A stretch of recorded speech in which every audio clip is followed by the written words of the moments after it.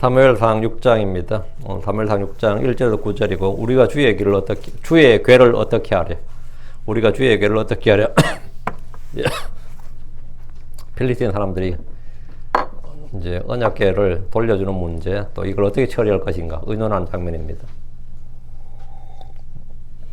우리가 주의 괴를 어떻게 하랴? 사무엘상 6장 2절 말씀 같이 읽겠습니다. 같이 읽습니다.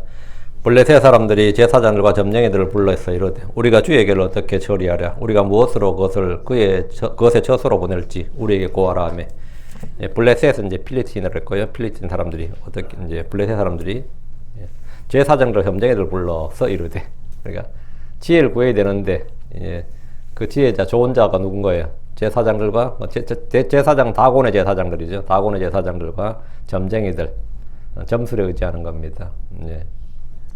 이 세상이 다 그래요. 우리는 주의 율법과 정언에게 구할지니라 물을지니라 이랬잖아요. 이들은 그들의 제사장과 점쟁이들을 불러서 말했다. 그래서 인생도 묻고 진로도 묻고 취직도 묻고 심지어 이삿날 언제 해야 되느냐 결혼식 날짜도 묻고 별거 다 합니다. 정말 기도하겠습니다. 이제 이거로 간주하는 감사합니다. 하나님께서 은혜 주셔서 오늘 주의 말씀을 선포합니다. 선포되는 모든 말씀들이 은혜롭고 권능있고 영감 있게 잘 선포되게 해주시고, 아버지 듣는 모든 분들도 믿음으로 말씀을 받게 해주십시오. 저희가 계시를 주시고 깨닫는 마음을 주시옵소서. 아버지 하나님, 저희가 이 세상 전에는 어둠이었으나 지금은 빛 가운데 걷고 빛의 자녀가 되었습니다. 아버지, 전에는 저희가 주의 말씀을 알지 못했습니다. 주를 알지 못하고 하나님과 멀리 떨어져 있었습니다. 그러나 이제 주님께서 저희를 받아주시고 아버지 저희를 참 하나님의 자녀, 하나님의 아들들이 되는 권능을 주셨습니다. 하나님 아버지 하나님, 이제 저희가 주의 말씀을 듣고 그 말씀을 따라 살는 그런 존재가 되었습니다. 아버지 하나님, 이 시간 하나님의 말씀을 은혜롭게 풍성하게 저희 마음 가운데 허락해 주시옵소서. 이 말씀이 단단히 박힌 목과 같이 그렇게 저희 마음에 뿌리 내리게 하여 주시옵소서. 모든 말씀들이 싹을 트고 자라나서 열매를 맺게 해주십시오. 저희가 강건한 자가 되게 해주시길 간구합니다. 아버지 하나님, 이 시간 주의 힘, 주의 위로, 주의 참 평안, 또 주의 은혜가 필요한 분들이 많이 있습니다. 저희가 어디에 가든지 또 어디에 있든지 어느 시각이든지 늘 주의 평강, 주의 은혜가 넘치고, 또 아버지 하나님 주께 주신 자유, 안식을 누리게 해주십시오. 큰 힘을 얻게 해주십시오. 주의 첫날입니다. 모든 성도들이 은혜로운 시간이 되게 해주시길 원합니다. 감사드립니다. 주의 성기도합니다. 아멘. 아멘. 예. 우리가 주의 괴를 어떻게 하랴? 필리스틴 지역의 영주들을 함께 모여 그들이 빼앗아온 주의 괴를 어떻게 해야 할지 의논했습니다.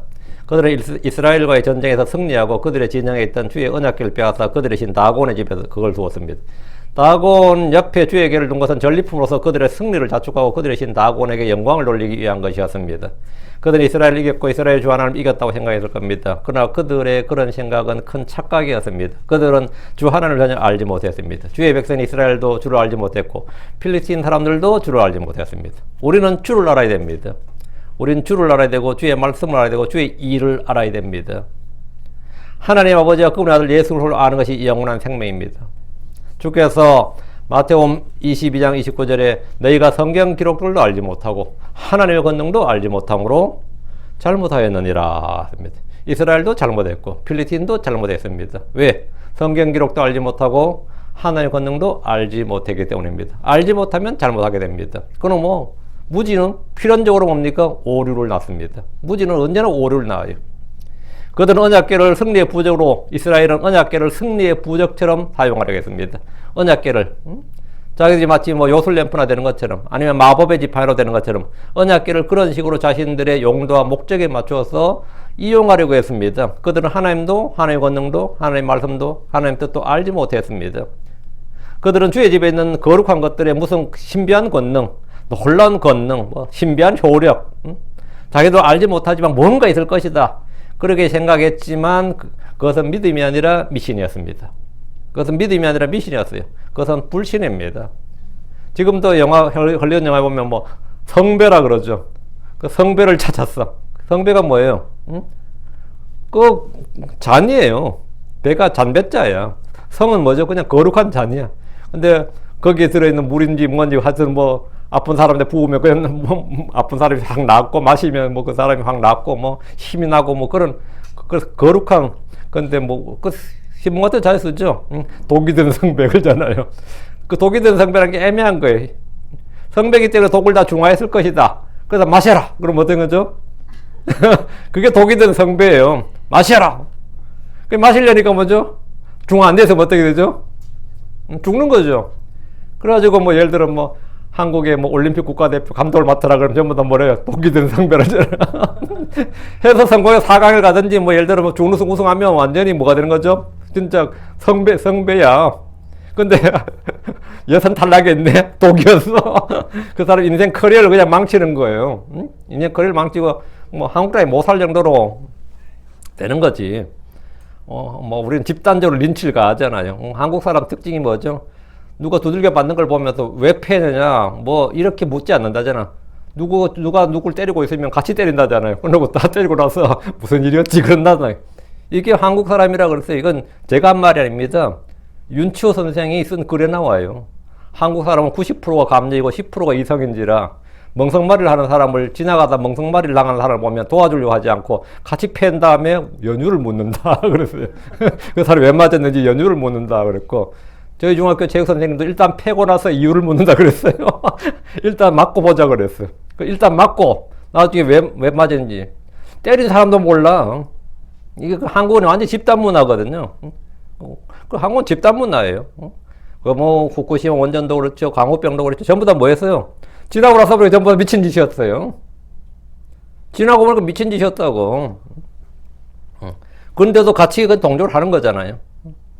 이게 이스라엘도 비슷합니다. 굉장히 한국 사람하고 비슷한 민족이 유대 민족하고 유럽은 이탈리아라 그래요. 유럽은 이탈리아, 중동은 유대인이라 그래요. 필리스틴은 주의 계를 가진 주의 계를 가진 이스라엘 군대를 크게 사륙하는 승리를 하고 그들이 가져온 주의 계를 빼앗고 다곤의 신전에 두었습니다. 전체 그들은 청사의 길이 빛나는 혁혁한 전과를 올린 겁니다. 이거는 한산대첩이상입니다. 그러나 전쟁은 끝난 것이 아니었습니다. 그들이 미신적인 이스라엘 군대를 이겼지만 주 하나님을 이긴 것이 아닙니다. 주께서 필리스틴에서 싸우고 일하셨습니다. 하나님은 아스돗에 있는 다곤의 신전에서부터 일을 시작하셨습니다. 주의 계를 둔 다곤의 집에 둔 첫날 밤에 주께서 다곤의 형상을 넘어뜨리셨습니다. 이튿날 주께서는 다곤의 머리와 두 팔을 끊어버리셨습니다. 몸뚱이에서 끊어버렸어요. 그리고 그 도시의 백성들을 종기로 치셨습니다. 이걸 뭐라 그러죠? 트로이의 목마가 아니라 아스돗의 언약궤양. 트로이의 목마가 아니라 아스돗의 언약궤양. 그 트로이 시티를 그리스가 점령을 못했잖아요. 그 목말 하나 보내가지고 어떻게 하는 거죠? 거기 군대를 숨겨가지고 그 트로이를 성문 열기하고 이겼던 그런 기록이 있죠. 그리스 신화에 나오는 이야기입니다. 이런. 근데 영화로 엄청 만들었지. 지금 트로이 목마음 여름에 뭐 모르는 사람은 없을 겁니다. 근데 이스라엘도 큰 뜻이 있었어, 그죠? 그들이 언약궤를 싹 넘겨준 거야. 언약궤를 갔더니 뭐 그 나라가 어떻게 된 거죠? 뭐 박살이 났더라. 이럴 때 이스라엘이 진짜 진격을 했어야 돼요, 사실은. 근데 이스라엘이 뭐 지들도 알고 한 게 아니니까 큰 그릇이 없었던 거죠. 이튿날 주께서 다곤의 머리에 두 팔 끊어버리셨는데 이런 소식이 이스라엘에 전해지고 이스라엘이 우리의 분노를 풀어하기 위해서 징계를 하면 좋은데 그런 건 아니었던 거죠. 어쨌든 간에 이 아스돗 사람들은 알았어요. 사무엘상 5장 7절에 이스라엘의 하나님에게가 우리와 함께 거하지 못할지니 그의 손이 우리와 우리의 신 다곤이 심하게 임하는도다 했습니다. 하나님의 말씀이 어떤 사람 안에 들어가면 그 사람을 죽입니다. 사도 바울이 전에 율법이었을 때는 내가 살았다 그랬어요. 근데 어떻게 돼? 내가 살아있어서 난 명령이 오매 죄가 되살아나고 나는 죽었도다. 그 명령이 들어오매 죄가 되살아나고 나는 죽었도다 했습니다. 우리도 마찬가지입니다. 주의 법, 주의 빛이 들어오면 나 옛사람이 죽습니다. 육체의 정과 욕심이 죽습니다. 주님은 내 안에 있는 모든 걸 치고 멸하십니다. 여러분이 주를 믿었음에도 불구하고 속에서 아무런 변화가 없고 이런 내적인 붕괴가 없다. 내적으로 완전히 컬랩스를 완전 붕괴가, 내 자아의 붕괴가 없다면 그것은 말씀이 영광스럽게 생명과 권능으로 임한 것이 아니라 단지 종교와 의식으로 임한 겁니다. 주의 말씀이 내 안에 들어오면 다곤의 신전에 들어온 주의 교와 같이 다곤이 부서지고 무너지는 것처럼 내 안에 자아가 완전히 박살이 납니다. 주의 교가 들어오면, 주의 말씀이 들어오면. 근데 나는 뭐 그런 거 없던데. 그건 그 사람이 기독교란 종교를 가진 거예요. 진짜 생명의 복음을 받은 게 아닙니다. 생명의 복을 받은 게 아니라 생명의 말씀이 권능에 들어오면 나의 육신, 나의 자아, 나의 죄 이게 전부 다 죽지 않는 이상 끝이 안 납니다. 죽지 않는 이상 타협은 없어요. 주의 말씀이 내 안에 들어오면 그런 거예요. 성령과 육신은 서로 대적하여 싸웁니다. 빛과 어두움은 함께 가지 못합니다. 다곤의 형상과 주의 계가 한자리에 함께 있을 수 없습니다. 어느 지역이나 주 예수 그리스도가 선포되고 복음의 말씀이 들어가면 극심한 분쟁과 다툼과 싸움과 전쟁이 벌어진 걸 볼 수 있습니다. 승리는 언제나 주의 것입니다. 승리는 언제나 주의 것입니다. 내가 죄를 짓고 불법에 걸려 넘어지고 마귀의 올무에 걸렸다고 해서 주께서 패배하신 것이 아닙니다. 주께서 홀로 우리 속에서 일하시고 승리하십니다. 다곤의 신전에서부터 주께서는 필리스틴 통치자들과 백성들에게 주 하나님의 살아계심과 권능과 영광을 보이시고 주의 두려우심을 보이셨습니다. 그러자 아스도 사람들은 그 괴를 가드로 보냈습니다. 주의 손이 가드 사람들 위에 임하자 그들은 그것을 에그론으로 보냈습니다. 에그론 사람들은 언약궤가 그들의 도시로 오는 것을 결사반대했습니다. 이거는 내전 수준이었어요. 결사항전. 우리 도시로 그걸 보내면 어떡하냐. 우리 다 죽이려고 그랬냐 이렇게. 주의 궤가 가는 곳마다 주의 심판이 임했기 때문입니다. 이스라엘은 전쟁을 통해 그들을 이기지 못했지만 그들이 빼앗겼던 주의 궤가 필리스틴 도시들을 돌아다니면서 뭐 하는 거죠? 파멸에 이르게 하고 있다는 것을 알게 되었을 겁니다. 필리스틴이 빼앗아간 주의 궤는 고대 그리스 신화에 나오는 트로이시에 들여온 목마보다 트로이의 목마보다 더 큰 재앙이었습니다. 트로이 목마는 30명의 군사가 숨어서 성 안으로 들어가서 그 성을 함락시킨 내용입니다. 그런 전략이었어요. 그러나 주에게는 이스라엘의 속임수나 전략이 아니라 필리스틴이 전쟁에서 이기고 전리품으로 빼앗은 겁니다. 그러나 주에게를 가져온 그날부터 필리스틴은 전쟁에서 패한 것보다 더 큰 파멸이 그들에 닥쳤습니다. 주께서는 필리스틴 가운데 그분의 경로를 부으시고 이스라엘에게 행한 그들의 죄와 굴복을 심판하셨습니다. 예레미야 10장 25절에 주를 알지 못하는 이 교도들과 주의 이름을 부르지 아니하는 가족들 위해 주의 경로를 부으소서. 그들이 야곱을 먹고 삼키며 소멸시키고 그분의 그의 처소를 황폐하게 하였나이다. 아무도 하나님을 이길 수 없습니다. 이 장면 주께서 하늘로부터 친히 이 땅에 오실 때 이 땅이 어떻게 될 것인지 생각해 보십시오. 그걸 보여주는 겁니다. 주를 알지 못했던 모든 민족들이 주의 오심으로 멸망합니다. 자, 본문을 보겠습니다. 1절입니다. 6장 1절. 그리고 주의 궤가 필리스틴 사람들의 지방에 7달 동안 있었더라. 7개월 있었어요. 7개월. 필리스틴 사람들은 주의 언약궤를 어디에 두어야 될지 몰랐습니다. 그런 사람들이 주의 궤를 그들의 도시에 받아들이지 않았기 때문입니다. 온 도시에 죽음의 파멸이 있었고 하나님의 손이 거기에 무겁게 임했기에 주의 궤는 필리스틴 사람들에게 가장 큰 골칫덩어리였습니다. 그들이 만약 이 일로 온 백성이 회개하고 주께 긍휼과 은혜를 구한다면 주의 궤는 그들에게 저주가 아니라 복이 되었을 겁니다. 주에게는 필리스틴 사람들 지방에 7달 동안 있었습니다. 여기서는 주의 궤가 놓인 어느 도시를 언급하지 않고 필리스틴 사람들의 지방 이렇게 말합니다. 그래서 지방이라고 쓰인 단어가 사데라는 말인데 필리스틴 사람들의 필리스틴 사람들의 밭이란 뜻입니다. 그들은 주의 궤를 어느 도시나 신전에 두지 못하고 들이나 밭에 두었음을 추론할 수 있습니다. 그들은 주의 궤를 재앙덩어리, 저주와 심판을 주는 재수 없는 물건으로 생각했을 것이고 두려움의 공포의 상징이었을 겁니다. 그래서 가능한 도시로부터 멀리 두었습니다. 이렇게 주에게는 그 땅에서 7달에 있었습니다. 문제는 계속해서 그렇게 둘 수도 없는 거죠. 주의 집 지성소 안에 있어야 될 주의 궤가 홀로 들에 벌어져 있었습니다. 이는 우리 주께서 진영 밖에 계신 것과 같습니다. 진영 밖에 계신 주님. 주의 언약궤가 그들 진영 밖에 있다. 그들 같이 거하지 못하는 거죠. 왜? 그들이 주를 받아들이지 않는 이상 그들 속에 거할 수가 없는 겁니다. 그래 밖에 있는 겁니다. 우리 주 예수 그리스도는 그분의 백성들이 그들의 형제들이 받아들이지 않았기 때문에 진영 밖에 계셔야 되는 겁니다. 진영 밖에. 그래서 히브리 13장 13절에 그런데 우리가 그분의 치욕을 짊어지고 진영 밖에 계신 그분께로 나아가자. 진영 밖에 계신 그분께로 나아가자 했습니다. 휘장 안에 계신 주 하나님과 진영 밖에 계신 그분에 대해서 한번 생각해 보십시오. 휘장 안에 계신 주님은 그들 가운데 있는 거죠. 그들 한가운데 계신 하나님, 그게 휘장 가운데 계시는 분이에요. 근데 진영 밖에 계신 하나님은 그들과 완전히 떨어진 하나님이죠. 이스라엘의 하나님은 그들 가운데 계셨습니다. 근데 그들이 모세가 율법 받으러 올라갔다 내려올 때 우상을 숭배하고 있었습니다. 그럴 때 성막은 어디에 쳐진 거죠? 진영 밖에 쳤습니다. 이제 이스라엘 진영 안에 두지 않고 그들 가운데 있지 않았어요. 진영 밖에 뒀어요. 그 모세도 진영 밖으로 갔다고. 출애굽기 33장 7절에 모세가 성막을 취하여 진영 밖에 쳤어. 원래 어디 쳐야 돼요? 그 성막은 이스라엘 진영 한가운데 치게 되어 있습니다. 위치가. 근데 모세가 성막을 쳐야 진영 밖에 쳐서 진영과 멀리 떨어지게 하였더라. 그렇게 안 하면 먼저 백성이 다 죽습니다. 그리고 그것을 회중의 성막이라 불렀더라. 그리고 이런 일이 있었으니 주를 찾는 자는 다 진영 밖에 있던 회중의 성막으로 나아갔더라. 진영 밖에 있는 회중의 성막. 그래서 우리 주 예수는 어디에 계신다? 예, 진영 밖에 계신. 주 예수님은 뭐 도시 한가운데 계신 게 아닙니다. 진영 밖에 계신다. 주님은 사람들 가운데 거하지 않습니다. 이 세상 시스템 안에, 이 세상 법률이나 제도 안에 거하시는 것이 아니다, 이 말이죠. 밖에 계신다고. 주님은 사람들 가운데 거하시지 않습니다. 그래서 사람들 가운데서 뭘 찾고자 하면, 예를 도서관 속에서 찾고자 하면 거기에 거하지 않아요. 그 밖에 있습니다. 그 많은 책들 속에 진리가 없습니다. 그 밖에 한 권의 책이 있어요. 그게 성경입니다. 수많은 위인들이 있고 영웅들이 있고 종교 창시자가 있고 성현들이라 불린 사람이 있고 사람들에게 스타라 불리고 존경받는 뭐 별의별 사람도 있지만 거기 그 무리들 속에는 주님이 거하지 않습니다. 그 밖에 한 분이 있네요. 그분이 누구? 예수입니다. 그분이 예수예요. 여러분 이 세상 어떤 사람들 속에서도 어떤 무리들 안에서 군중들 속에서도 주를 찾을 수 없습니다. 어떤 신들, 어떤 신화들, 어떤 전설 속에서도 주를 찾을 수 없습니다. 주님은 어느 도시에 많은 사람들 속에 거하지 않습니다. 그러나 동시에 주님은 믿는 자들 한가운데 성도들 안에 거하십니다. 2절입니다. 여러분 말씀을 착착 잘 받아들였으면 좋겠어요. 이제 그리고 필리스틴 사람들이 제사장들과 점쟁이들을 불러서 말하되 우리가 주에게를 어떻게 하랴? 우리가 무엇으로 그것을 그분의 처소로 보낼지 우리에게 말하라. 필리스틴 사람들은 어떤 식으로든지 그들의 지방에 있는 주에게를 처리해야 됩니다.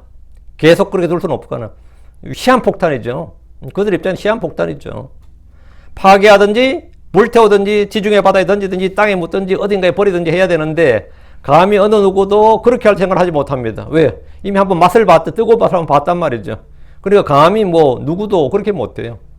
요즘 한국에 고속도로를 내야 되는데 사고를 내야 되는데 큰 나무 천년무 전설적으로 그렇죠. 그 큰 천년무 나무가 있었다는 어느 도시에.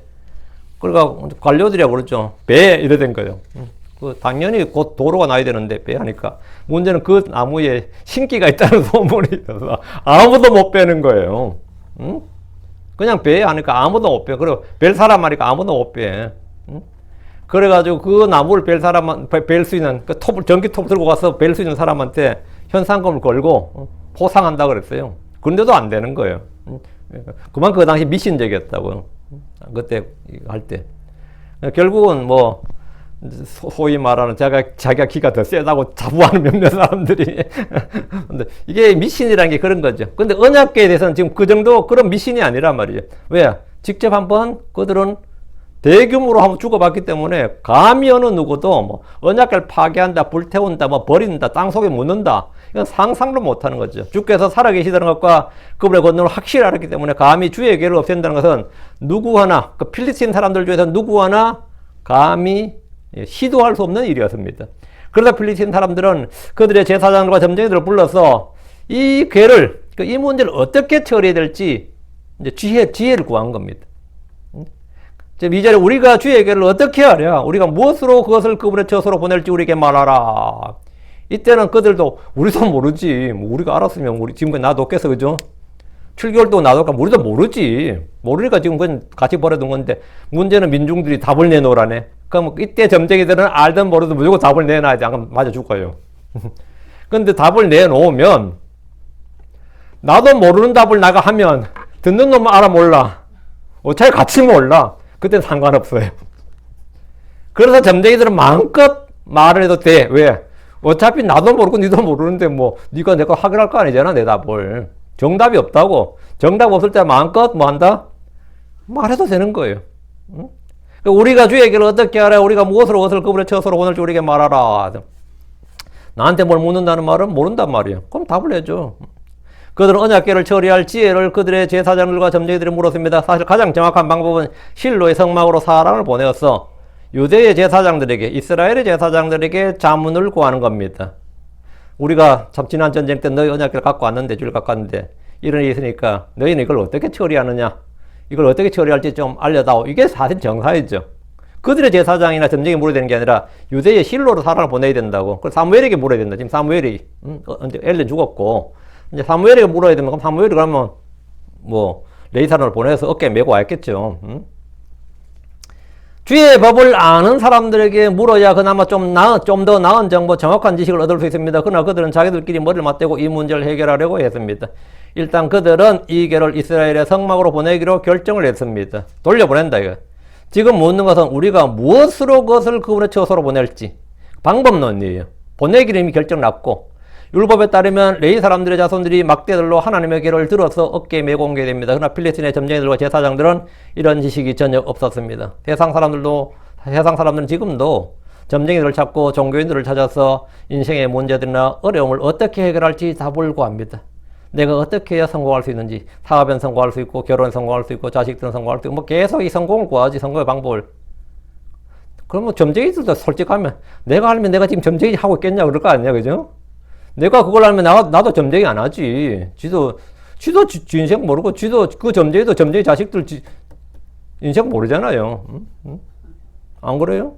우리 초등학교 다닐 때 우리 집에 점치러 점을 봐준 그 할머니가 우리 집 구석이 하도 안 되니까 점쟁이를 불렀어. 그 점쟁이가 누구냐면 우리 반 친구 엄마야. 그래가지고 내가 물어보고 우리 생각을 다 이제 그래요. 야, 네 엄마 진짜 잘 맞추냐? 그러고 막 우리 학교에서 네 엄마 진짜 잘 맞추냐? 근데 걔 이름 심재석이었나 그랬는데. 그래서 야, 네 엄마 그렇게 잘 맞추면 니는 왜 그래 공부를 못하냐? 그러고 뭐 이랬거든요. 응? 근데 뭐 진짜 우리 집 와서 하는데 제가 지금도 기억나요. 꼴값을 떨더라고. 응? 내가 진짜 그때 저는 불신자고 어릴 때 아무것도 모르지만 가정설계를 봤어요. 제 할머니도 내가 가정설계 봤고 그때는 참 미친 짓을 하는구나 이거. 그 사람들 재석이 엄마도 참 미안하지만 진짜 그 어린 마음에도 와도 진짜 저 미친 사기꾼이 우리 집에다 가정스러운 짓을 하는구나.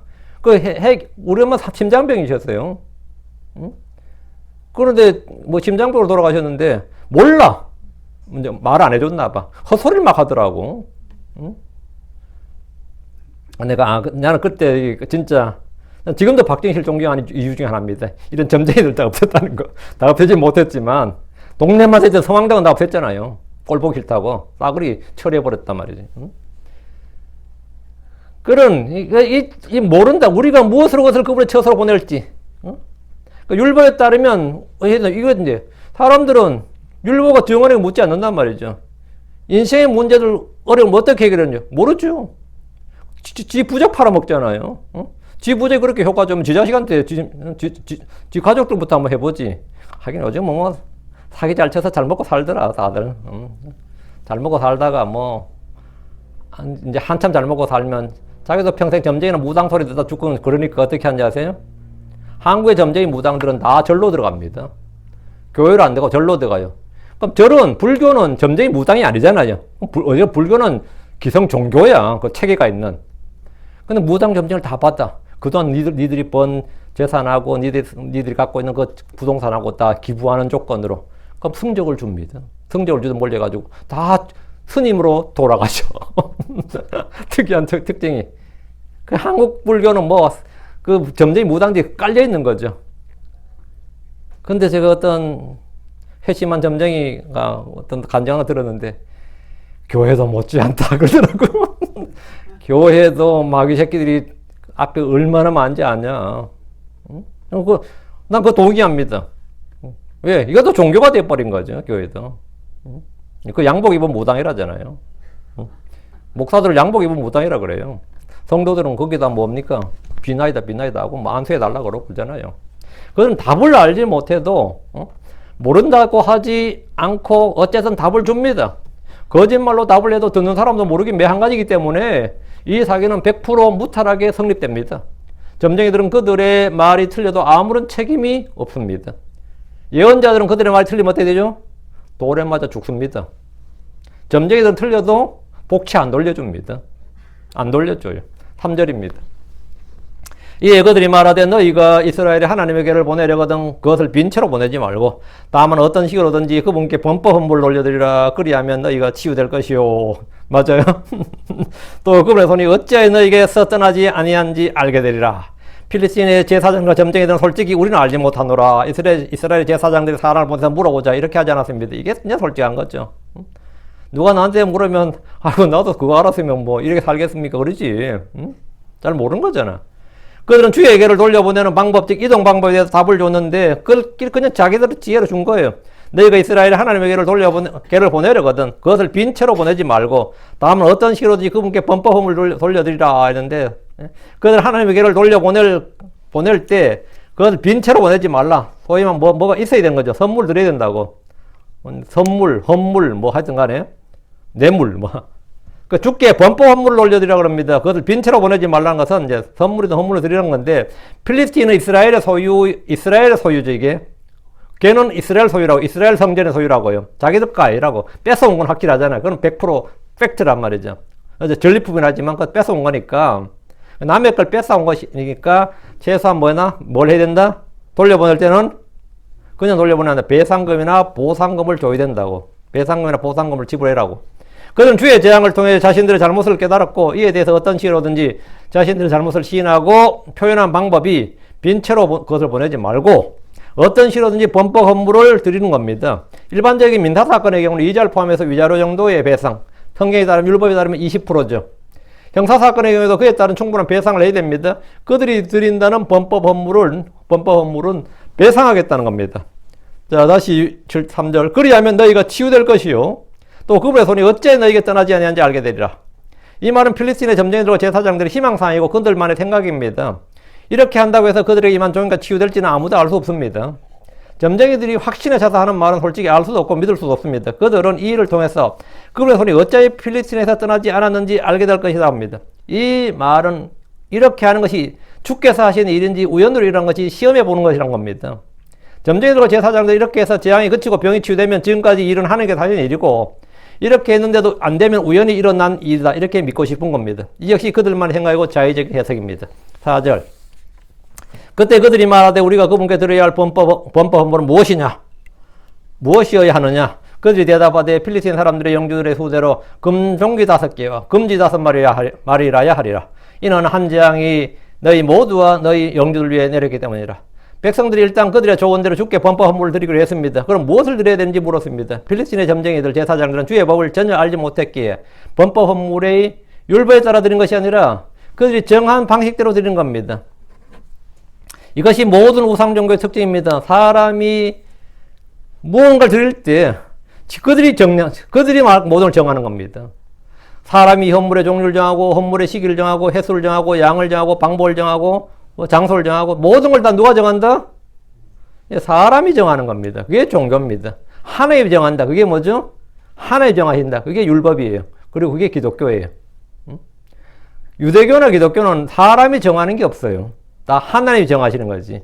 범법 헌물든 장소든 모든 시기든 모든 게 하나님이 정하지, 사람이 할 수 있는 건 사람은 믿고 순종할 뿐이지. 모두 주께서 명하신 대로 해야 되는 겁니다. 주의 법은 사람이 정하는 것은 1도 없습니다.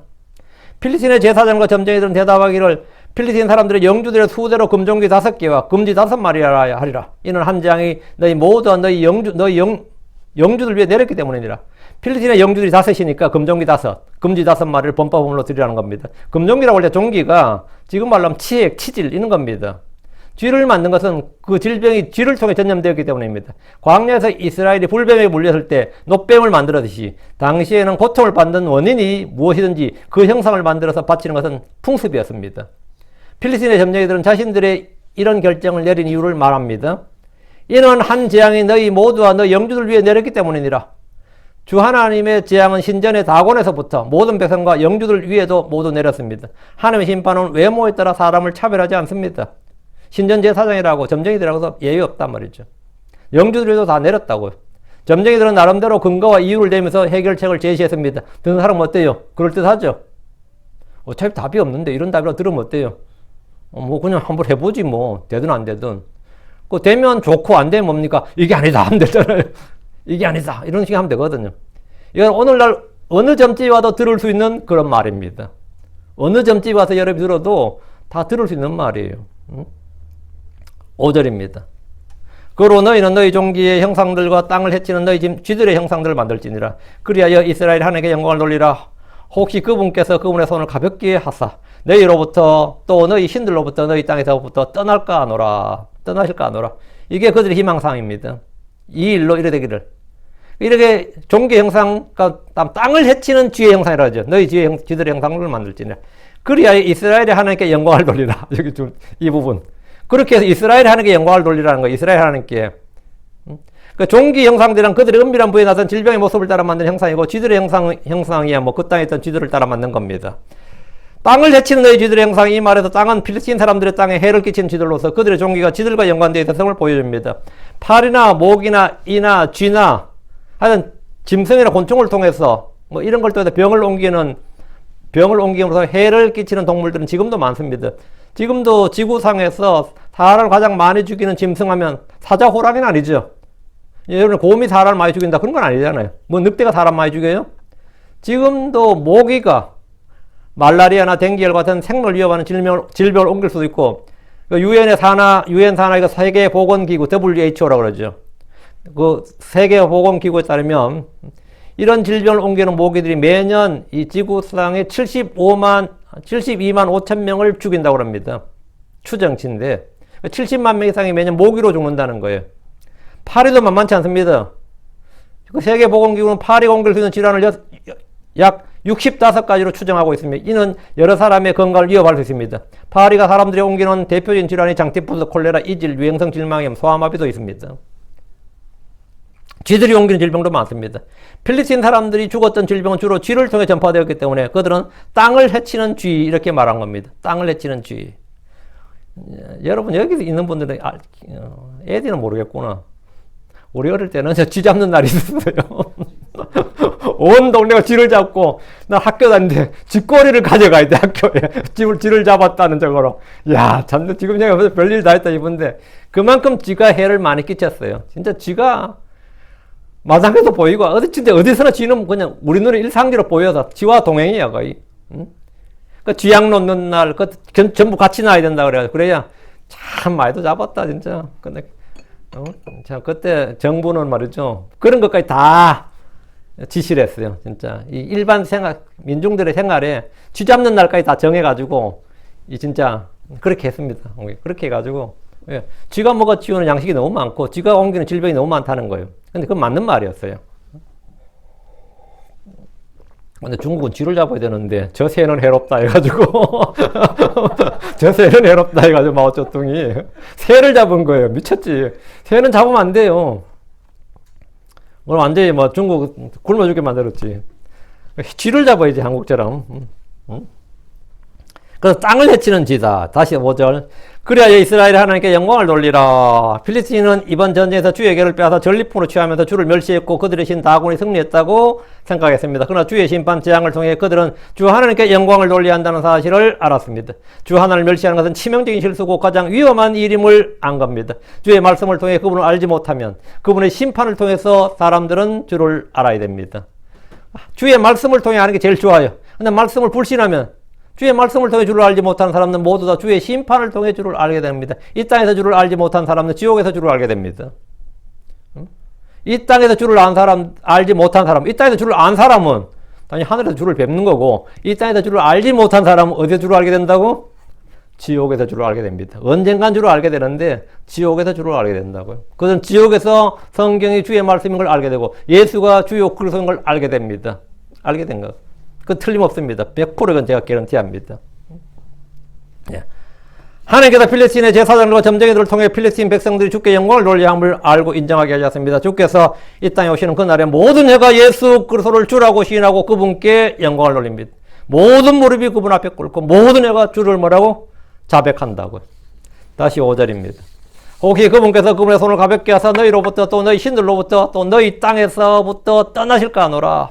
그들은 나름 해결책을 말했지만 그것이 정답인지 확신을 할 수가 없었습니다. 그러니까 뭐 하노라 이렇게 이제 여지를 좀 남겨두는 거죠. 남겨두는 겁니다.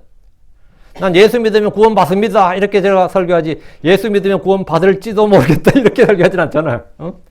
예수 안 믿으면 지옥 갈지도 몰라요. 이런 식의 설교하진 않아요. 뭐 그런 사람도 있겠지만 제가 그렇게는 안 하죠. 이 성경은 하나님의 말씀입니다. 이게 항상 단정적인데 저한테 엄청 불만 많은 분들이 있더라고. 왜 그렇게 단정적으로 말하냐 그러더라고. 뭘 그렇게 단정적으로 말하냐. 전 늘 단정적으로 말해요. 왜? 진리잖아. 이건 추측이 아니에요. 응? 혹시 그렇게 하면 네가 성공할 수 있을지도 모르겠노라 이러면 그런 거는 아무 의미가 없어요. 응?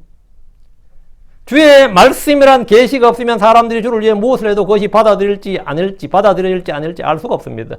혹시란 말은 사실 나도 잘 모른다는 말입니다. 이 옆에서 혹시 그분께서 그러잖아요. 이 말은 뭐죠? 나도 잘 모른다는 말이에요. 지도 잘 모르는 말을 되게 뭐 이렇게 화려하게 하는지. 크리스천들도 기도를 하면서 주의 뜻을 잘 모르겠다고 합니다. 주의 말씀이라는 계시가 없으면 우리는 뭘 해도 잘 모릅니다. 그러다 체험이나 느낌이나 환상을 찾습니다. 필리스틴의 점쟁이들은 어떻게 하면 주께서 그분의 손을 가볍게 하사 필리스틴 백성들과 필리스틴의 신들과 그리고 그들의 땅에서 떠나시지 않을까 조심스럽게 추측을 했습니다. 그들이 주께 드리는 범법 헌물에 큰 기대를 걸고 있는 겁니다. 그렇죠? 걸고 있는 모습이에요. 이 교도들이 드리는 헌물, 제물은 분노한 신의 마음을 달래기 위한 것입니다. 신의 노여움을 풀자, 신의 노여움을 거두자, 신의 노여움을 미리 막아보자는 것이 모든 종교, 우상 종교의 핵심입니다. 제사의 핵심이 뭐죠? 이걸 들어서 신의 마음을 풀어주는 거지. 그게 모든 그 제사의 핵심이에요. 이것은 한국인들의 무속신앙에도 잘 드러납니다. 이걸 받으시고 뭡니까? 내가 비오니 비나이다 좀 이건 재앙 거두가시고 복을 내려주십시오. 뭐 이런 거잖아요. 필리스틴 사람들 역시 그런 차원에서 주께 범법 헌물을 드린 겁니다. 6절. 그런즉 그때 너희가 어찌하여 이집트 사람들과 파라오가 자기들의 마음을 강팍하게 한 것 같이 너희 마음을 강팍하게 하느냐. 그분께서 그들 가운데서 놀랍게 행하셨을 때에 그들이 이집트 사람들이 백성을 가게 하고 또 그들이 떠나게 하지 아니하였느냐. 이건 역사를 아네요. 오늘 이거는 필리스틴의 제사장들 점쟁이들이 위대한 지금 6절은 위대한 저거예요. 팩트를 드디어 말하는 거예요.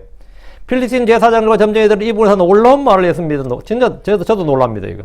너희가 어째 너희 마음을 강팍하게 하느냐 이러면서 책망을 하잖아요.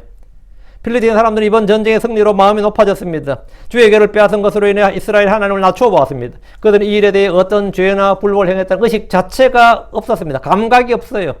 다곤의 신상이 넘어지고 부러뜨러지고 그들의 몸에 질병이 많은 죽음의 파멸을 겪으면서도 언약궤를 이리저리 옮겨다니면서 7개월이나 그 땅에 두었습니다.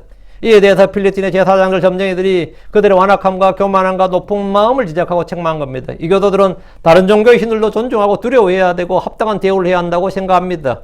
이게 범신론의 특징입니다. 범신론 다신론은 우리 종교도 중요하지만 타 종교도 중요한 거죠. 타 종교도 중요해요. 그 다신론 범신론자들은 다 그렇습니다. 유일신을 믿는 사람들은 모든 다른 신들이 우상들이고 헛것이고 아무것도 아닌 것으로 여기지만 다신교를 믿는 이교도들은 다른 민족이나 다른 지역의 신들을 감히 무시하지 못합니다. 그래서 이스라엘 신도 어떻게 되는 거죠? 존중을 해야지. 필리스틴 사람 입장에서는. 필리스틴 사람들. 그러니까 우리야 뭐 저쪽을 전부 다 우상들을 전부 다 헛것으로 알잖아요. 아무것도 아닌 것으로 알고. 그렇지만 그쪽은 그렇게 몰라요. 저는 예수를 믿습니다. 그러면 무당들도 예수는 헛것이야. 그러지 못한다고. 왜? 그럼 자기도 살 맞는다 그래요. 살 맞는다. 그 살자 그게 살인할 때 살자예요. 죽일 살자입니다. 살 맞는다 그럽니다. 죽는다 이 말이에요. 그들은 최소한 뭐냐? 신성 모독죄의 무서움을 아는 거예요. 신성 모독죄의 무서움을 아는 거라고. 다시 6절입니다. 이집트 사람들과 파라오가 자기들의 마음을 강팍하게 한 것 같이 필리스틴 사람들이 7개월간 보여주는 행동이 마치 이집트 사람들과 파라오가 자기들의 마음을 강팍하게 한 것과 같다는 겁니다. 파라오와 이집트가 반복되는 주의 심판과 재앙을 당하면서도 마음을 낮추지 않고 주께 영광을 돌리지 않았습니다. 그들은 온 땅의 모든 산자들의 첫째가 죽는, 장자가 죽는 심판을 받은 후에야 이스라엘을 그 땅에서 떠나게 했습니다.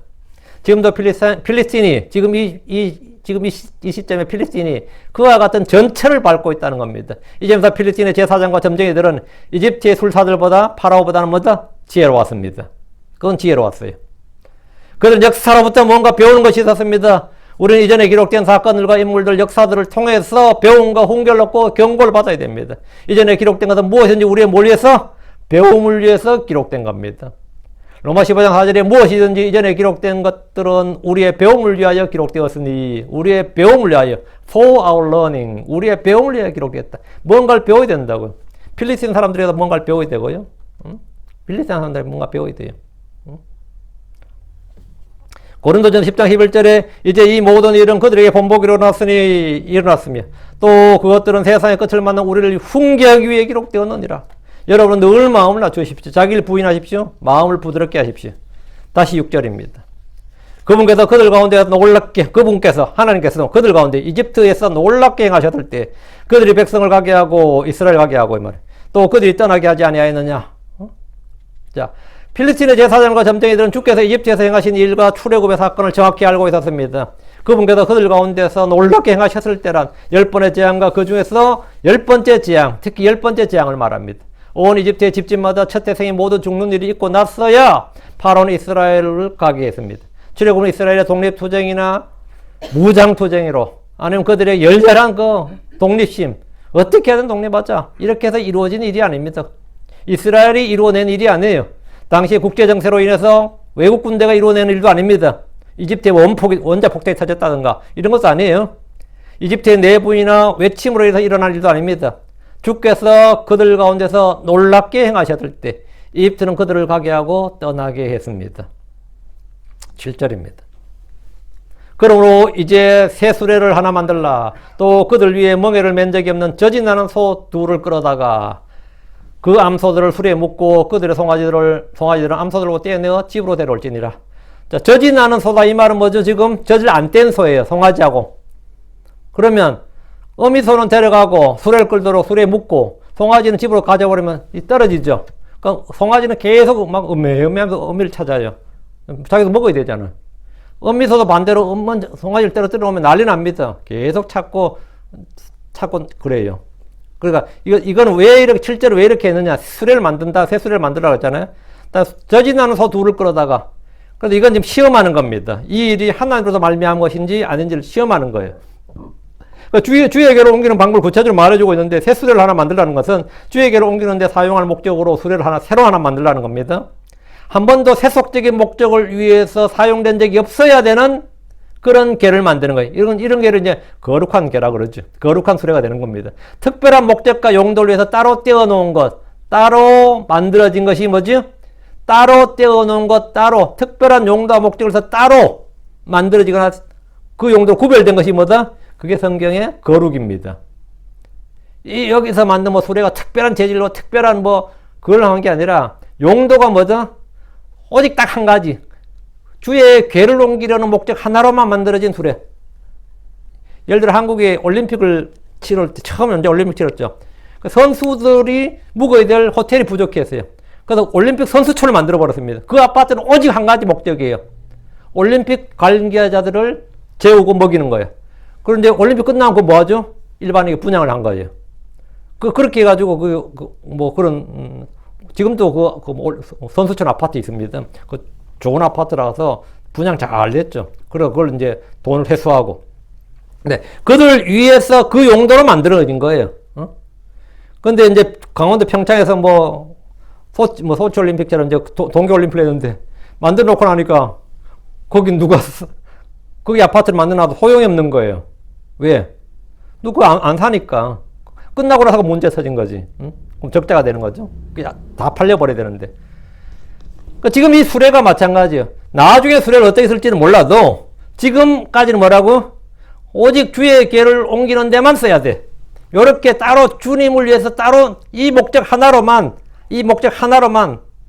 구별된 것. 요게 뭐냐? 거룩입니다. 그들 나름대로 이스라엘 하나님께 영광을 돌리기 위해서 최선을 다하고 있습니다. 다음 7절 또 그들 위에 멍에를 맨 적이 없는 젖소들을 맨 적이 없는 젖이 나는 소 둘을 끌어다가 했죠. 젖이 나는 소 이 말은 아직 젖을 떼지 않는 소 이 말이에요.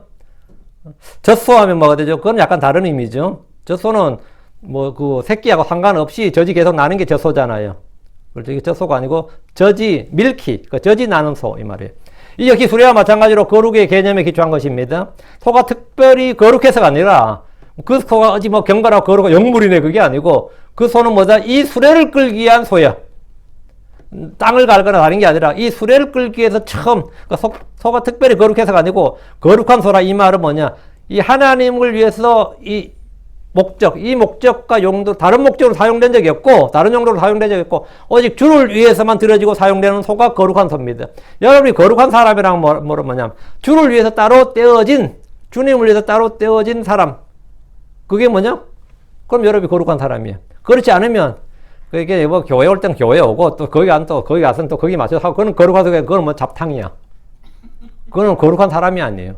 거룩한 사람은 주를 위해서만 따로 나는 떼어놓은 내 몸은 주를 위해서지 주를 위해서 알고는 난 내 몸을 안 쓴다. 난 주의 영광을 위해서만 내 몸이 이게 뭐냐? 그건 거룩한 몸이야. 내 몸이 거룩한 성전이야. 근데 나는 저쪽 가면 저쪽 가서 거기 맞춰서 난 또 다 적응 잘해요 하면서 적응 다 하고 그죠? 응? 상가집 와서 같이 술 마시고, 또 밤새 고스톱 치고, 뭐 할 거 다 해. 또 여기 와서 또 노래방 가서 또 한 곡 꼭 뽑고, 또 교회 와서 또 찬송가 부르고, 할 거 다 해. 그런 건 뭐, 그거는 거룩이 아니에요. 그건 잡탕이고. 내가 주를 위해서 이 목적과 용도로, 딱 구별된 사람. 이 성경적 개념의 거룩은 다 이런 뜻이에요. 거룩하니까 뭐 그냥, 하나님이 거룩하신 분이다. 이 말 하면 뭐 아니면 거룩한 겁니다. 그럼 그게 뭐 휘황찬란하고 막 영광이 번쩍번쩍하고 뭐 이런 거 있잖아요. 그게 거룩이 아니에요. 한국 사람들이 거룩한 하면 주로 이제 그런 개념을 많이 잡는데 거룩은 구별된 목적을 어떤 특정 목적을 해서 구별된 따로 떼어놓은 이 말입니다. 다시 1절. 또 그들 위에 멍을 맨 적이 없는 저지도 않은 소두를 끌어다가 그 암소들을 수레에 묶고 그들의 송아지를 암소들로 떼어내가 집으로 데려올지니라.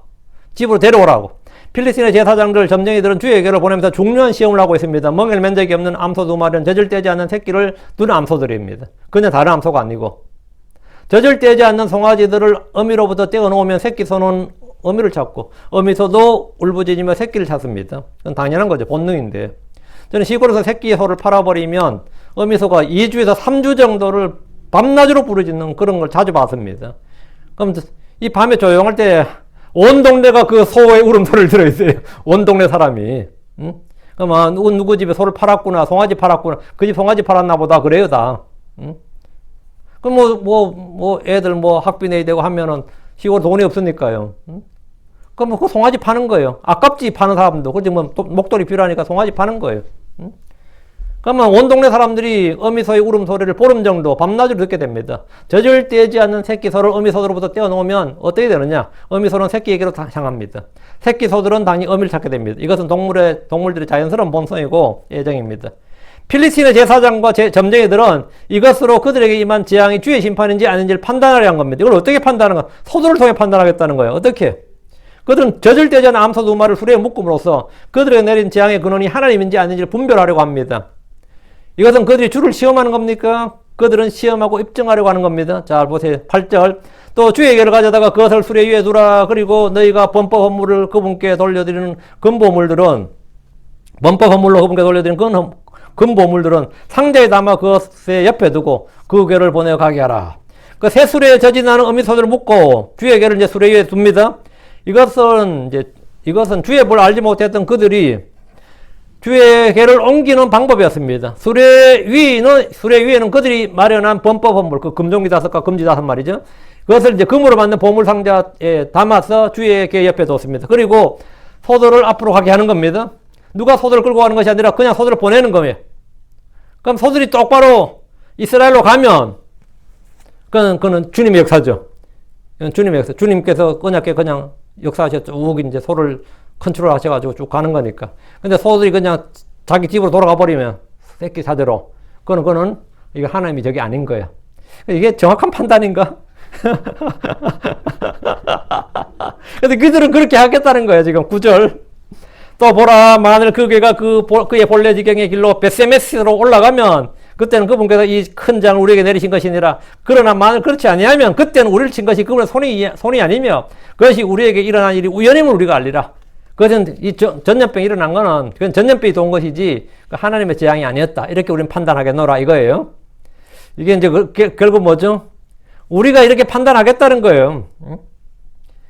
필리스틴 사람들은 주의 괴를 실로에 보내는 것이 아니라 벳세메스로 보내려고 했습니다. 이 도시는 유다 지파의 땅으로 이 제사장들의 도시로 지정된 곳입니다. 그러니까 벳세메스는 제사장들에게 주님께서 레위 지파에게 땅을 지파마다 도시를 줬잖아요. 그 유다 지파의 도시가 벳세메스예요. 벳세메스로 보내는 거예요. 그래서 이곳으로 보내면 나머지는 이스라엘 사람들이 알아서 그건 제사장들이 있으니까 처리할 것이라고 생각했던 겁니다. 벳세메스는 또 가까워요. 예루살렘으로 서쪽 22km 지점이고 에그론과 가장 가까운 도시였기 때문에 가장 빨리 주에게를 이스라엘로 돌려보내는 방법이 벳세메스로 보내는 거였습니다. 그래서 주에게를 실은 수레를 끄는 소들이 벳세메스로 올라가면 필리스틴에 내린 큰 재앙은 주께서 내리신 것이다 이거예요. 젖을 떼지 않는 어미소들이 새끼들을 두고 벳세메스로 쭉 올라간다면 그것은 초자연적인 일이죠. 그들이 봐도 그거는 뭐 진짜 부인할 수 없는 거예요. 주께서 이 일을 주관하고 계신다는 분명한 증거로 그들은 다 받아들일 수 있고 충분히 표적으로 수용할 수 있는 거예요. 우리가 믿지 않을 수가 없구나. 그렇죠. 이거 뭐 젖이 나는 소가 지금 쭉 그냥 벳세메스로 간다면 그거는 뭐 완전 하나님의 일이지. 그건 나도 인정해 그거는. 아멘 마귀 들리는 소냐? 그건 아닐 거 아니야. 그리고 이거는 인정한다 이거 자기들도. 초자연적인 일이고 이런 주께서 주관하고 계시다. 이런 증거로 삼는다 이거야. 근데 소들이 그 길로 가지 않고 자기 새끼들이 있는 집으로 가버린다면, 새끼를 찾아서 가버리면 그 땅에서 일어난 재앙은 주께서 내린 심판이 아니라 그 땅에 그냥 역병이 돈 것으로 볼 수 있는 그 해석의 여지가 있다는 겁니다. 성경은 주의 말씀인지 아닌지, 주의 일인지 아닌지는 예언의 성취를 통해 확인하라고 합니다. 말씀에 따르는 표적이 문자적 성취고 그것이 하나님의 일입니다. 말씀에 따라 일어나는 일. 근데 필리스틴 사람들은 하나님 말씀에 따라 일어난 일이 아니라 그들 자신이 정한 기준과 자기들이 생각대로 주님과 주의 일을 판단하겠다는 겁니다. 요게 뭐죠? 요런 걸 이제 점괘라 그럽니다. 요걸 세상에 점괘라 그래요. 기드온이 주를 시험했던 방식도 이런 것이었습니다. 기드온이 주를 시험했는데 요런 방식으로 시험했어요.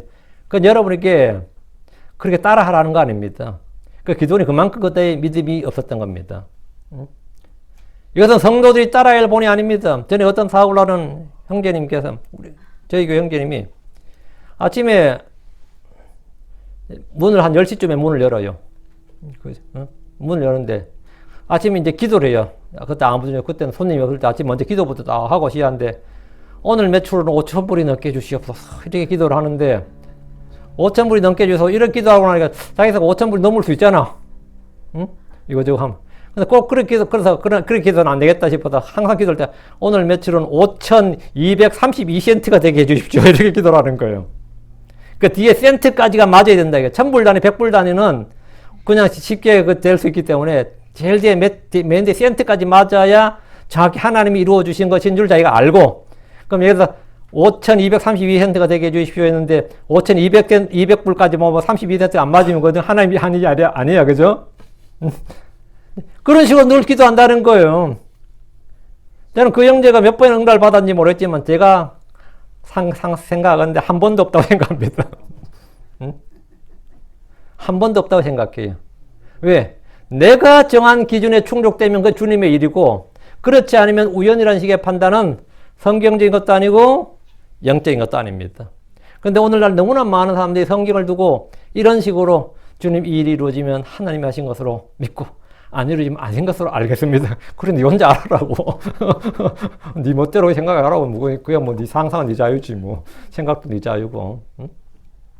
아, 주님 이렇게 해주시면 주님의 뜻으로 알고, 주님의 뜻으로 알고, 어떻게 하겠다고요? 응? 이렇게 안 해주시면 난 주님의 뜻으로 안 알고 순종 안 하겠습니다. 하면 알고 하겠습니다. 뭐 이렇게 하는데 주님은 지금 딜을 치는 건데, 이제 주님한테 은근히 이제 이렇게 해줘야 주님 나한테 인정받습니다. 안 해주면, 그거는 뭐, 동주가 뭐 나한테 뭐, 이번에 나한테 약속한 거 사주면 아버지시고, 안 사주면 아버지가 아닙니다. 뭐 이거하고 비슷한 거 아닌가? 이 미친놈 아니에요? 이래 되잖아요. 안 그렇겠어요? 제가 어제 편집을, 동주 편집을 잘못해가지고 내가 그 앞에 시작할 때, 동주 앞에 카필 잘못했네 했더니만, 집에 가자마자 그 집어라 그러더라고, 나오고.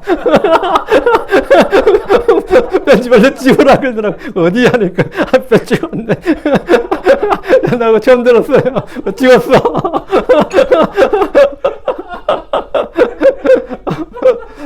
자기 이름 나오게 하지 마라. 뭐, 자기 잘못한 거. 근데 이게 사람이 이게 참 크리스찬들이 그런 분 많아요, 실제로.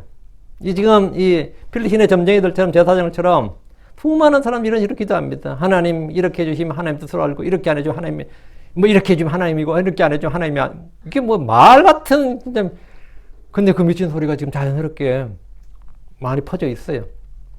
예. 근데 이건 성경지도 않고 영적이도 않는다. 우리는 제사장들과 점쟁이들 묻지 않습니다. 우리는 언제나 주의 말씀과 증언들에게 구하고 주께 구하는데, 이렇게 해도 우리는 다니엘의 친구들은 그러지.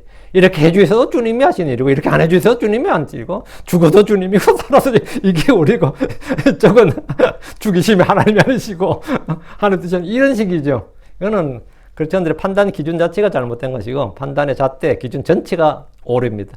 우리는 여기서 하나님과 성경 기록, 그 성경도 하나님도 알지 못했을 때 우리 늘 잘못을 할 수 있다는 걸 알고, 우리가 바른 판단, 바른 분별력, 지혜와 명철을 하나님께 구해야 됩니다. 정말 중요한 거죠. 근데 하나님께서는 내가 지혜를 구하면 항상 후히 주신다잖아요. 꾸짖지도 않는다잖아요. 지혜 달라는데 뭐 그걸 왜 구하냐 자식아, 이러지 않는다 이 말이에요. 꾸짖지 않으신 하나님, 후히 주시고 꾸짖지 않으신 하나님.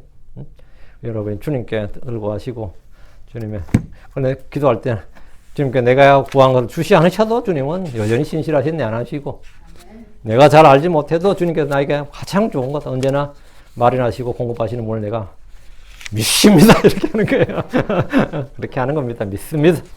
예. 그래서 선한 믿음의 선한 고백이 언제나 차고 넘치면 여러분 믿음의 선한 고백을 하면 언제나 마음에 감사가 있고요. 감사가 있으면 마음에 평안도 있습니다. 그러면 마음의 불안이나 근심이나 두려움이나 이런 것들도 잠잠해집니다. 잠잠해져요. 어떤 사건의 현상에 내가 휘둘리지 않게 됩니다. 그것을 내가 지배하게 되지. 그게 이기는 자입니다. 그게 내가 영향을 받는 게 아니라 어떤 사건의 현상에 내가 흔들리는 것이 아니라 오히려 그걸 이기게 된다. 그러면 그게 이기는 자가 되는 거죠. 여러분 매사역마다 우리는 그것을 통해서 세상을 넉넉히 이기는 자입니다. 예, 기도합시다. 네, 두려움을 이기고 근심을 이기고 다 이기는 자가 되시길 바랍니다. 자, 위대하여 거룩한 주 하나님 감사합니다. 하나님께서 은혜 주셔서 오늘 주의 말씀을 선포했습니다. 선포된 모든 말씀들 성도 안에 잘 정착되게 해주시옵소서. 뿌리 내리게 해주시고 빠져나가지 않게 해주시고 빼앗기지 않게 해주십시오. 제가 말씀을 무시하거나 잊어버리지 않도록 해주시옵소서. 전능자 주 하나님, 하나님의 말씀을 두려워하고 존중하고 이 말씀을 굳게 붙잡게 해주시옵소서. 그리고 하나님의 말씀을 단단히 지키고 이 명령들, 이 말씀에 꾸준히 거하게 하여 주시길 간구하고 이 말씀이 30배, 60배, 100배 열매를 맺게 해주시길 간구합니다. 사랑하는 아버지 하나님, 저에겐 주님이 계십니다. 주님이 저희의 주이십니다. 저희 아버지이십니다. 저희의 모든 것입니다. 아버지 하나님, 저희가 늘 이 우리 주 예수 그리스도를 고백하고 우리 주님께 의지합니다. 도와주십시오. 우린 세상 사람들이 묻지 않습니다. 언제나 주님께 묻고 주님께 구하고 주님을 찾습니다. 주님께서 말씀하셨습니다. 구하는 자가 얻고 찾는 자마다 찾고 두드리는 자가 열린다고 했습니다. 아버지, 저희 교회 모든 성도들이 이런 체험들을 하게 해주십시오. 감사드리며 주의 성기도합니다. 아멘.